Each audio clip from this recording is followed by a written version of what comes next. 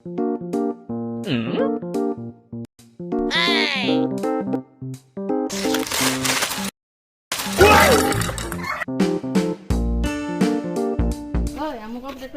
পাছ কি কৈছ তই হি মেট্ৰিক পাছ এপিনে তিনিখন এইটো কিতাপত লেটাৰো পাইছে ইমান চোকা দে ধৈৰ্য ফলনকে মিঠা হয়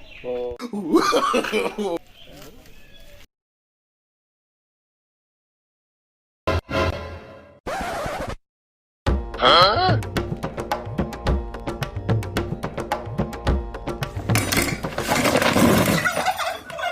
no! 2,000 years later.